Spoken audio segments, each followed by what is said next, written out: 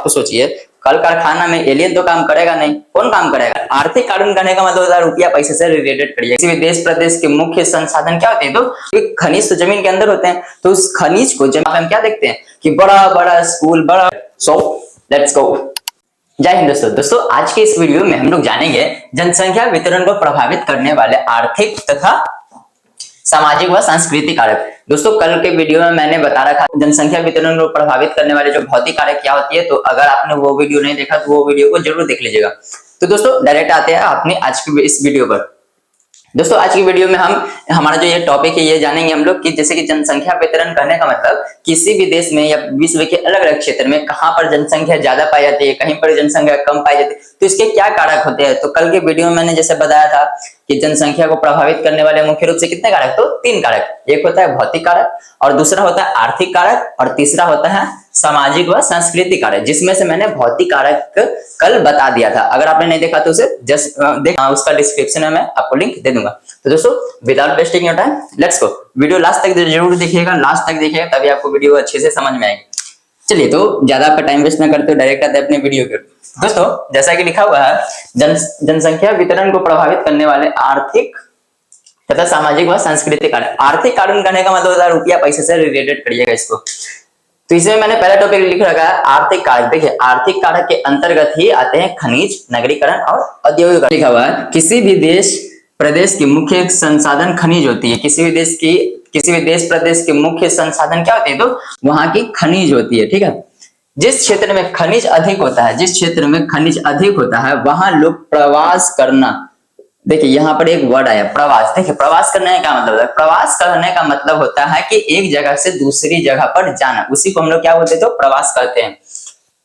क्या है, प्रवास करना पसंद करते हैं। चूंकि जिस क्षेत्र में खनिज होते हैं वहां लोगों को रोजगार के अवसर प्रदान होते हैं। अब चलिए इस लाइन का ओवरऑल मतलब समझते हैं। समझिए इस चीज को, जैसे किसी क्षेत्र में हमें खनिज पाया जाता है, ठीक, खनिज किस प्रकार से जनसंख्या को प्रभावित करते हैं ये हम बता रहे हैं। मान लीजिए किसी क्षेत्र में बहुत सारे खनिज पाए जाते हैं, ठीक, तो उस खनिज को जमीन से, क्योंकि खनिज तो जमीन के अंदर होते हैं, तो उस खनिज को जमीन के अंदर से निकालने के लिए हमें क्या होगा, तो हमें ढेर सारे मजदूरों की जरूरत पड़ेगी। ठीक है, मजदूर की जरूरत पड़ेगी, तो मजदूर वगैरह जो भी आएंगे तो उनके लिए वो रोजगार का एक प्रकार का अवसर प्रदान करता है कि नहीं।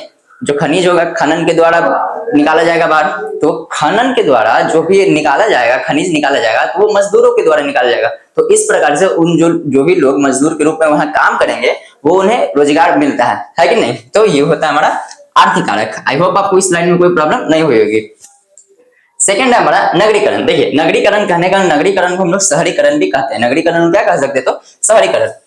देखिए नगर रोजगार के बेहतर अवसर, शैक्षणिक व चिकित्सक सुविधा तथा परिवहन आदि सुविधा प्राप्त कराता है। फिर से देखिए नगर जो है, नगर क्या करता है, तो रोजगार के बेहतर अवसर मतलब कि रोजगार हमें देता है। शैक्षणिक व चिकित्सक सुविधा, शैक्षणिक करने का मतलब पढ़ाई लिखाई। अगर आप लोग देख, जैसे कि आप लोग अगर शहर में रहिएगा तो आपको देखिएगा बड़का बड़का को बिल्डिंग रहेगा पढ़ने उड़ने के लिए, क्योंकि गांव वाले एरिया में उतना नहीं होता, छोटा मोटा स्कूल वगैरह होता है। लेकिन जब हम लोग आते हैं शहर वाला इलाका में तो वहां पे हम क्या देखते हैं कि बड़ा बड़ा स्कूल, बड़ा बड़ा जो चिकित्सक सुविधा करने में बड़ा बड़ा हॉस्पिटल वगैरह होता है, जो कि ग्रामीण क्षेत्रों में नहीं होता। तथा परिवहन, यहाँ पे देखते हैं हम लोग परिवहन के नाम पे एकदम बढ़िया बढ़िया से गाड़ी चलता है, ठीक, आदि की सुविधा प्राप्त होती है। नगर में इन सभी सुविधा प्राप्त होती है।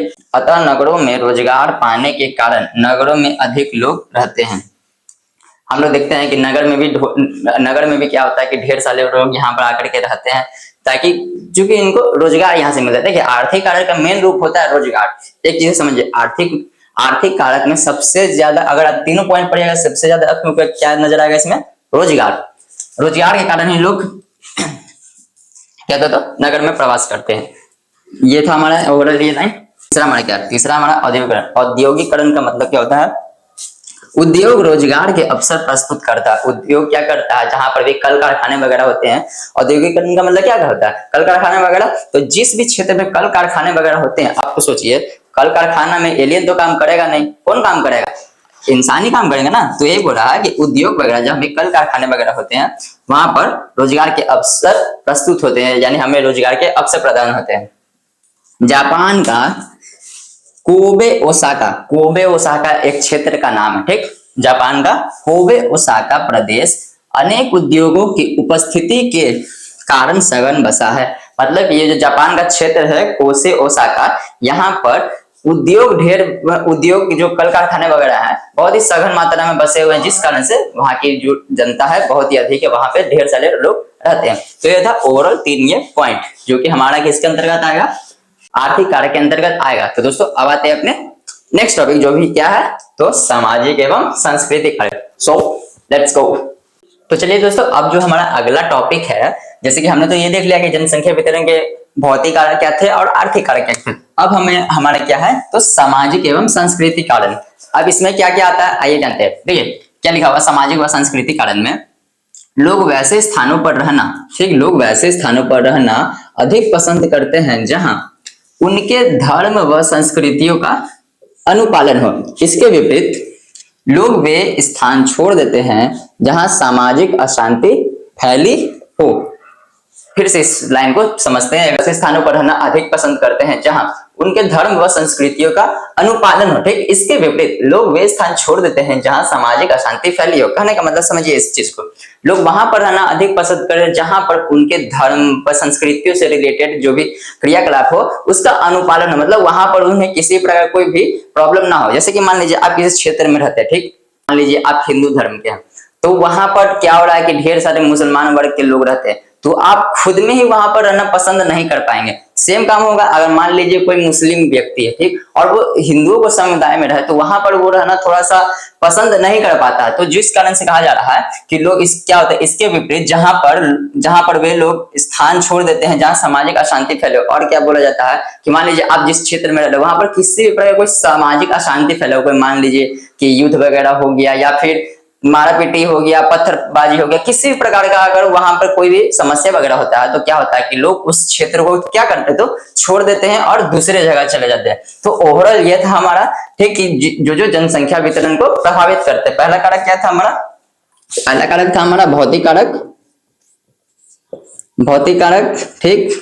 दूसरा हमने जाना आर्थिक कारक, और तीसरा हमारा सामाजिक व सांस्कृतिक कारण, ठीक है। तो ये ओवरऑल ये था हमारा जो कि जनसंख्या वितरण को प्रभावित करता, मतलब कि हर क्षेत्र में इन सभी कारकों के कारण ही जनसंख्या कहीं पे अधिक कहीं पे कम पाई जाती है। तो दोस्तों ओवरऑल ये था हमारे आज के इस वीडियो में। तो वीडियो कैसा लगा हमें कमेंट करके जरूर बताएं, और दोस्तों मिलते हैं अब अपने अगले वीडियो में, तब तक के लिए धन्यवाद।